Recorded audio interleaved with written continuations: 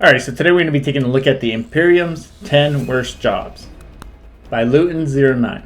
As always, I'm going to be leaving a link to the original video and channel down in the description below, so go ahead and make sure that you check them out.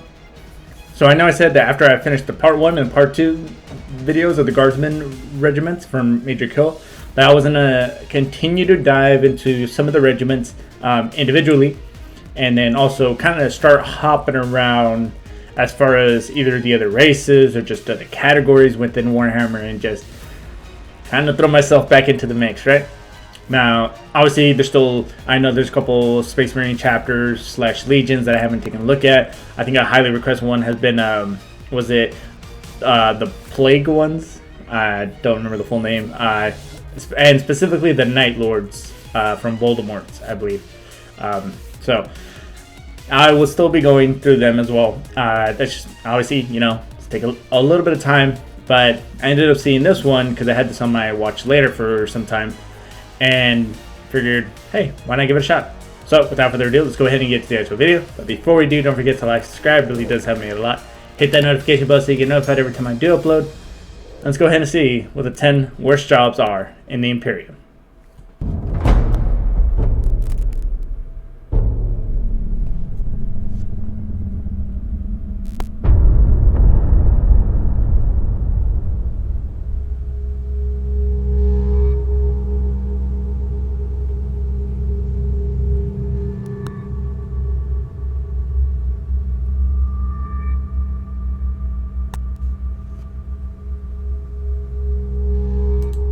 Well, hold on, I just want to read this one. When people forget their duty, they are no longer human. They become something less than beasts. They have no place in the bosom of humanity. I've always enjoyed that word, bosom.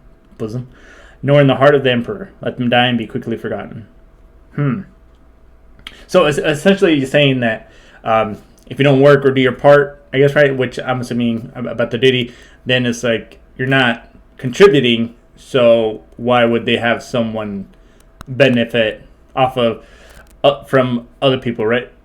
Because I did hear that some, like, I don't know what type of economic system they would have in this universe. Obviously it'd be very different considering the fact that they do consider the Emperor like a type of god, and because I've heard, I don't want to get too deep, because I'm not trying to make this political, but I understand that in this universe they have their own form of politics and whatnot, or just like the way they like to run things. So I just thought that was pretty interesting, because I feel like some of this can also translate to today, but not going into too much detail because I don't want this to be a political thing.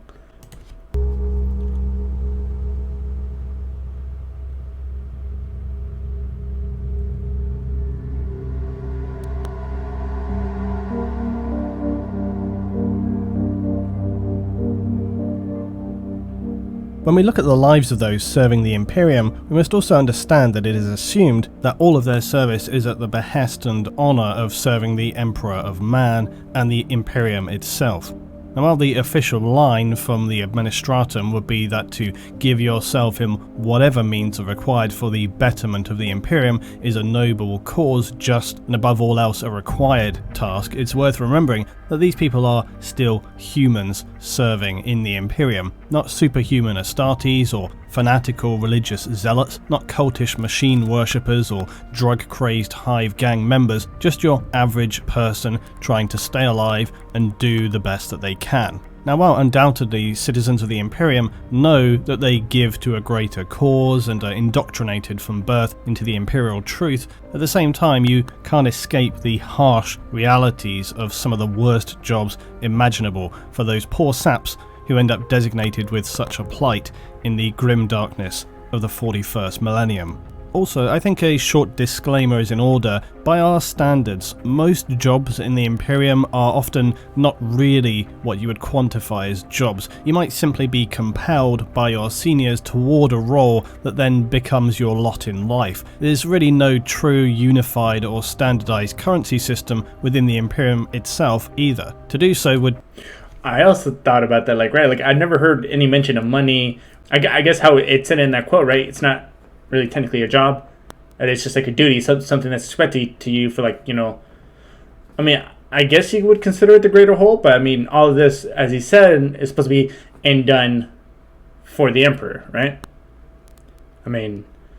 eventually, if the Emperor does die, because I know that Major Kill has a video that I haven't seen yet that says what would happen if the Emperor just ended up completely dying, right? And I don't know what would happen in that scenario, right? I mean, what would they go about then? Like, how much would the future change? Be challenging, if not impossible, given the distant scale and general instability of the Imperium as a whole. While hive cities, for example, may use credits within them, or other planets operate on a more basic bartering system, some even using coinage, there's also the throne gelt, which is likely as close to being a universal payment as exists, and this is often... I also forgot that in Necromunda, in the hive city, or underneath the hive city, technically, I think, there was a form of currency, so something I completely forgot from the actual game.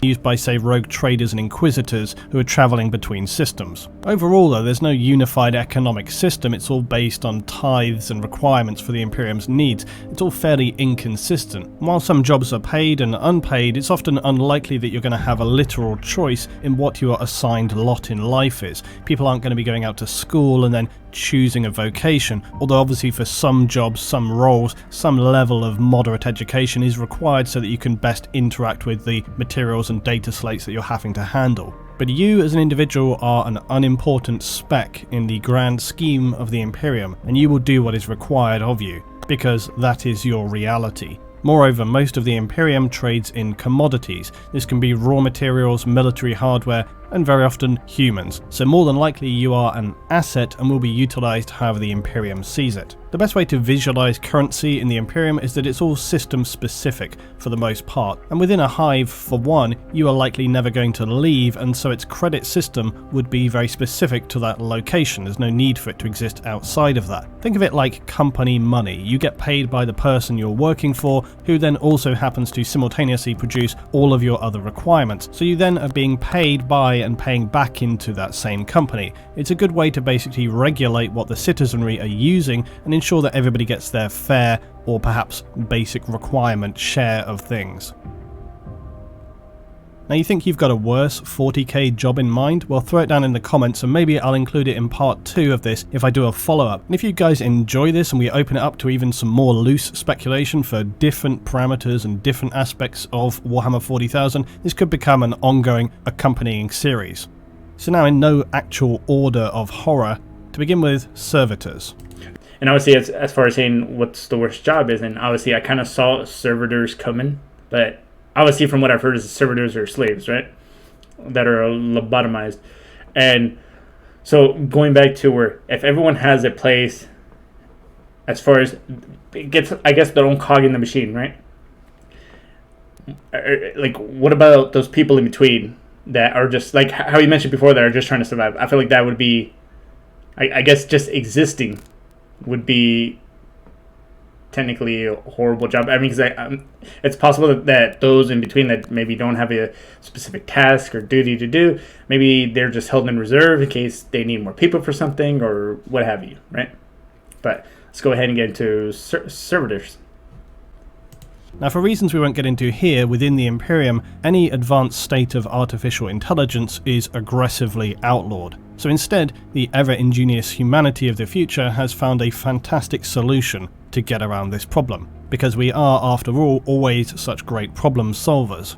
The solution? Well, as is always the case, there is a plentiful supply of human plebs, criminals, and general undesirables. So how about we part lobotomize them, hopefully they get the gift of being mind-wiped, and then fuse what's left of their still living but now eviscerated carcasses into a somewhat functional cyborg. It's not really AI and it's not really human. Problem solved, everybody's happy. Except likely the unwilling participants of becoming a servitor. Servitors are a vital part of the Imperium, carrying out tasks too dangerous or too enduring for humans to want to take on the role. Although if no servitor were available and push comes to shove, you know that somebody's going to have to install that hyper dangerous fuel system, and it's not going to be any officer types. While servitors are questionably necessary, they are a sad and incredibly depressing portrait of the dark future. And it's very questionable, given the fairly immoral state of humanity in the 41st millennium, just how well lobotomized these individuals are if they're not mind-wiped. Servitors, while carrying out their instructed functions, if left to their own devices, have been seen to become confused and disorientated, sometimes found in a lost corner of a starship or missing in the maze of a hive city, babbling to themselves with a sea of incomprehensible speech, with perhaps some scant details of their former selves and former lives, perhaps trying to formulate some cognition or sense of who they were before.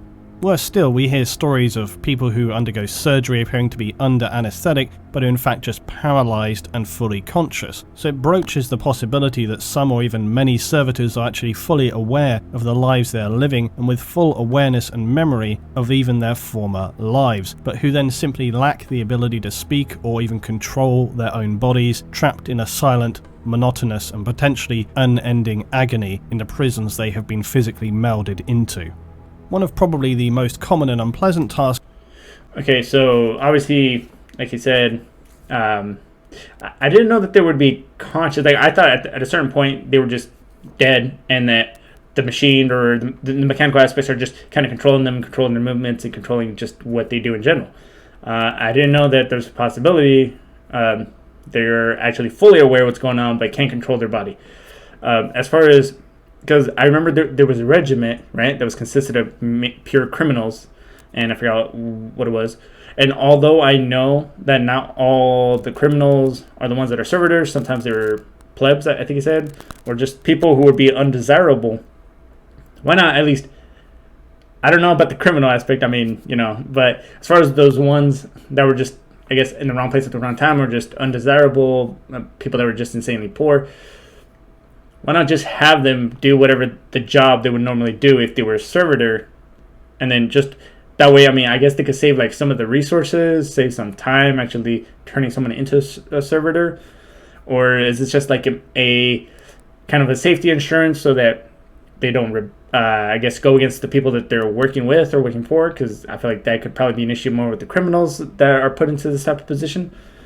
But I mean, bottom line, I mean, I could be wrong too, because it could be that if they are not able to actually physically for themselves to move their own body and how they want to, it's possible that if the person was an acting servitor but not really with all the mechanical aspects, there's a chance like, hey, you get told to do a job, and as you said, it might not always be the safest job or the job that anybody wants to do, right? Because it could be incredibly dangerous.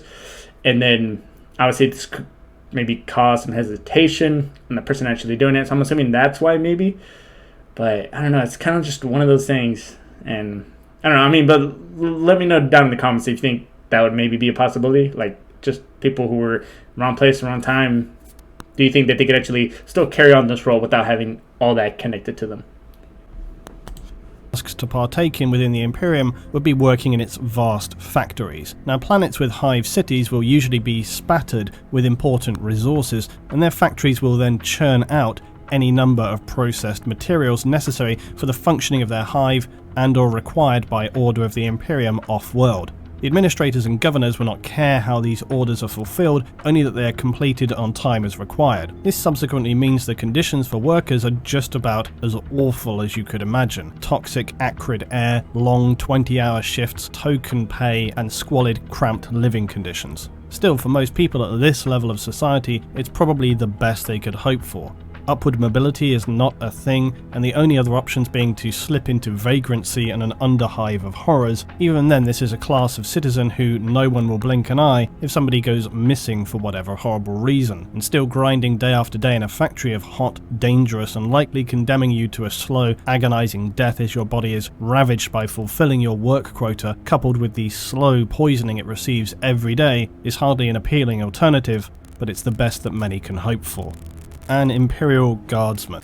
Alright, so in the manufacturing sphere, right, of as far as like duty/job, it really continues to really paint the picture that humanity, at least in this universe, that it has a foundation that is just based on shitty life.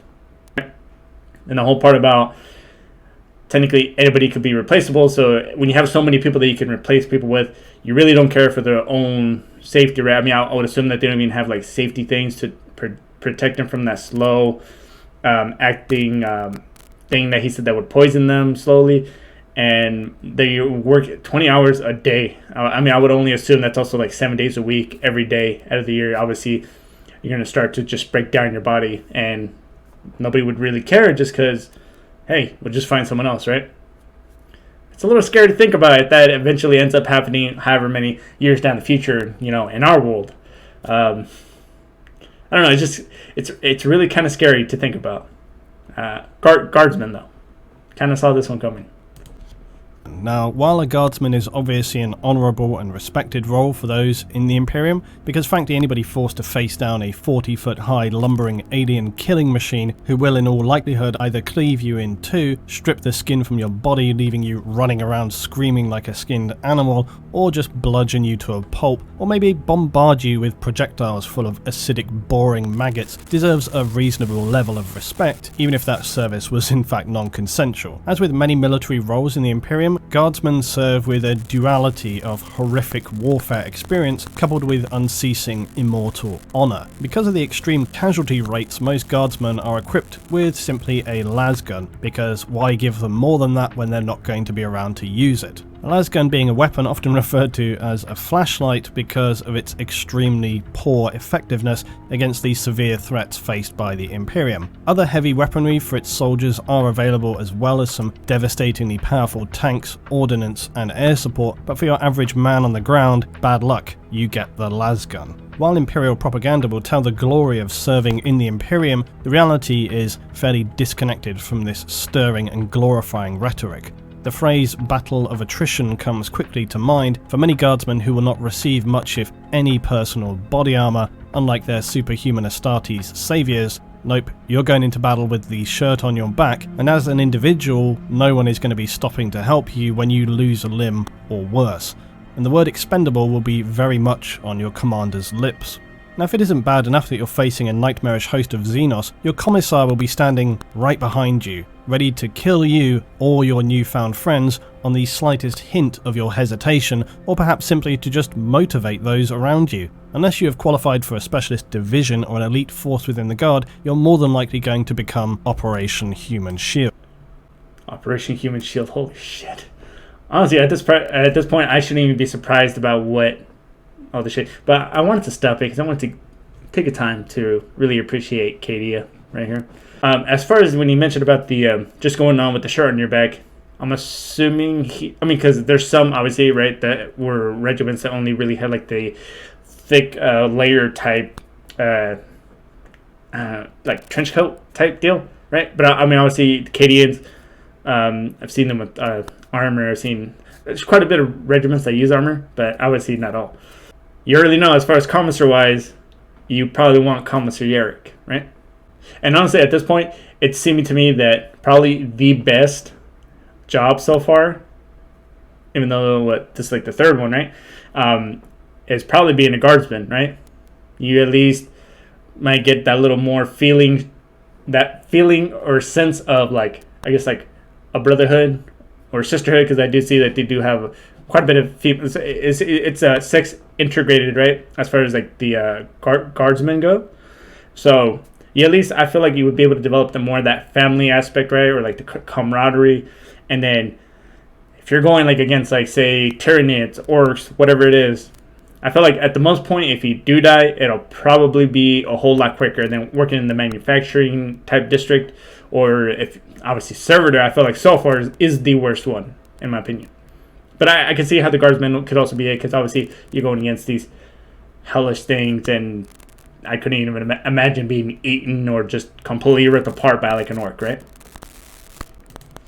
And if by some miracle you manage to survive the horrific conditions of battling alien horrors with little more than a gun that shoots light, having watched many around you die in the most unbearable of circumstances, and then still have your sanity intact, not to mention hopefully not having your body be completely broken, there's nothing to say that an orbiting Astartes or Inquisition may not simply decide that things are not going quite as well as they'd expected, and decide that in fact an orbital bombardment might best serve the fast resolution of the situation. situation, and your service is appreciated, guardsmen. If you feel like you're having a bad day and want to voice your concerns to those around you, this is not advisable. Commissars will be standing by to silence you for potentially damaging unit morale, but like so many aspects of the Imperium, the most hollow element is the fact that in serving your family, your planet, and your Imperium, you will not be remembered and will be 100% left behind if the situation warrants it. You will not be receiving a flashy service or your family informed of your demise. You are but one of millions upon millions of soldiers. While some planets are focused around specialist skills and military training, many more are unwitting or even unwillingly drafted. You will not receive special genetic engineering. You get your gun, your orders, and a direction to advance. Now get on with it, guardsmen, before your own officer shoots you for failure to follow command.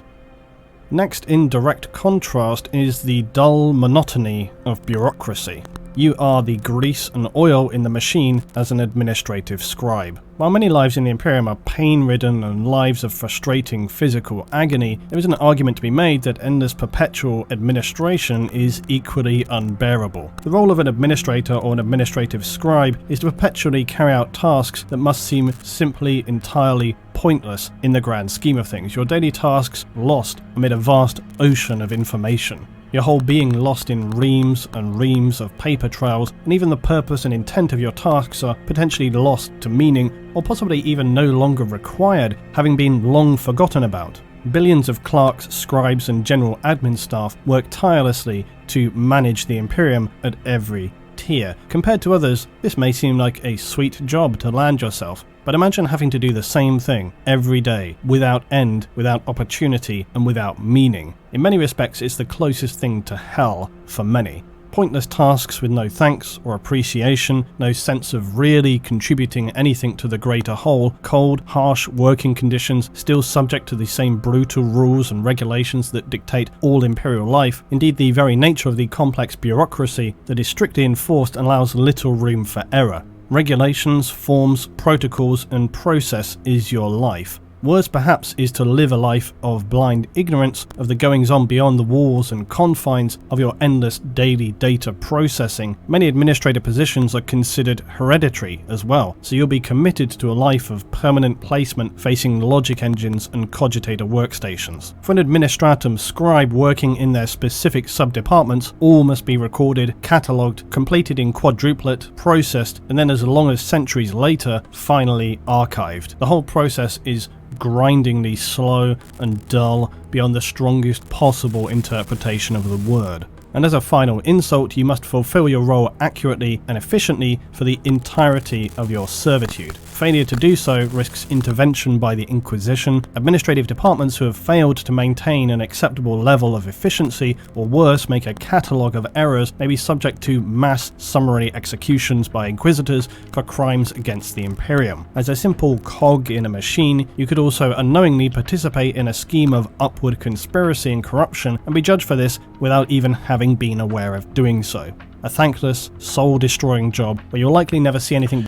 Before you even finish it, I gotta say, so a lot of these guys seem to be like just record keeping or just essentially having the worst desk job that you can think of on steroids, right? And this is something that you do for the rest of your life. I don't know if it was just a picture, but it looks like the person is fixed in one area, and he just said that you can, people can use that as far as scheming, right? Like they're trying to move up, I guess, like, and then the fact, as far as if they mess up, I don't know what the extensive is it on it. So for example, something small like maybe forgetting to capitalize a letter or something like that, or if it's something that they get completely wrong, they're just like, hey, you said this color was blue when it was in fact red. And then obviously that, I mean, that's just to put it in basic simple terms. So like, what would constitute enough of a mistake to get like a reprimanded? Because obviously he said that they could even be killed by the Inquisition depending on the severity of how bad they messed up. This one, this is essentially, it seems like a job that a servitor would do, right? Or why wouldn't this be a job that a servitor would do? Because, I mean, is it that servitors can't do necessarily more, what's the word, like, have that fine touch as far as when it comes to doing something, right? And they're only capable, like, basic functions like, hey, maybe pick this thing up, put it over here, but they don't have those fine tip motor skills, right? Obviously, because being lobotomized and all that. But okay, so I'm gonna say servitors, administratum, probably it's kind of a tie at this point right now because essentially it both feels very slave-like, right? Beyond the incarcerated walls of your administrative vault sector. Now, the human batteries, otherwise known as psychers, used to fuel the Emperor atop of his golden throne. Unsanctioned psychers are continually hunted by the Imperium, and when discovered they will likely be transported off-world to return to Terra in what are referred to as the much-feared Black Ships. As an unsanctioned psycher, you'll be assigned to one of two roles for the Imperium: training to a full operating psycher or a psychic human battery to fuel the Emperor and the Astronomican's daily required injection of psychic power. Unsanctioned psychers represent a great threat to populations as they run the risk of unwittingly becoming a portal for demonic incursion, and those imprisoned within its cavernous, permanently dark, freezing cold holds on the journey back to Terra, with thousands of other unfortunate members being probably the most harrowing part of the ordeal, as these untrained psychers will expel their panicked and fraught emotions all around them. As such, only the most mentally strong Sisters of Silence will crew these vessels so as to be able to withstand the constantly soul-numbing despair of the incarcerated amateur psychers. For the majority of these poor souls, upon reaching Terra itself, their fate will be psychic disintegration as they're consumed by the Emperor and the Astronomican, their very mind, soul and body being consumed in agonizing psychic fire, and their bodies and brains are burned to ashes. But it does keep the Imperium's lighthouse lit for another day at least. Alright, let's go ahead and talk about that for a minute. Also, I didn't want this video to be too long, so I'm going to be splitting it into two parts. That way I can kind of give more of an idea, more opinions, more thoughts on what I'm seeing. And I just realized it's been a while since I saw a Luetin09 video. So, yeah, part 2 is going to be coming out here pretty soon as well. Now, I thought being a psycher would have been a pretty sweet gig, right? I mean, obviously, was it the Grey Knights, right? They have a lot of people who do have psycher abilities. If I'm wrong, let me know. It's been a while since I've heard about the Grey Knights, but in any case, I never knew that there would be. I mean, I would assume that there was going to be some kind of sanction because of the Grey Knights, right? Like, hey, you either serve the Imperium, or if you don't want to, then we're just gonna, oof you, right? Obviously, it seems like from when they said that they would be put in an area to some kind of chamber to actually help power the Emperor, right? And with the psychic energy to keep the whole lighthouse going and all that. And it's something where you think about superpowers and you think like, hey, we can really use this, right? Or you feel like you might be unstoppable or anything like that. And then boom, your battery. And honestly, man, it just, as far as the space, being a space marine, the type of hardship that you would actually have to go through to actually become one, it seems like that might be the best one to at least be able to physically defend yourself. And it's like, hey, at least you might get better perks to at least make life a little less stressful, right? And you obviously get to live for like a longer time. Sure, you're going to be in battle the whole time. Your life is always going to be in that type of format. But I mean, I guess if you treat it like an orc perspective, right, is that, hey, I'm either going to keep fighting and then eventually I'm going to die. No pity, no remorse, no fear. I remember that. I hope I did. But, man, psycher, it completely threw me off as far as it being a job that or just having something, right? I mean, I would be more than down to try to join the Grey Knights, right, if I was a psycher. I don't know about y'all. Let me know down in the comments if you would. Okay, so far, though, out of the 5 jobs that we did see, which one do you think, just out of those 5, is probably the worst one? I'm really stuck between servitor or administratum. I just can't really decide between those two right now of who is the worst one. Let me know down in the comments below, though. And that's going to go ahead, though, do it for this video. Don't forget to like, subscribe. It really does help me a lot. Hit that dislike button. If you didn't like it, it really does help me improve the channel. Leave me a little comment so I know what it was as well. You know, lip smacking, consistent doing this with my hair, because obviously my hair is getting a little bit too long.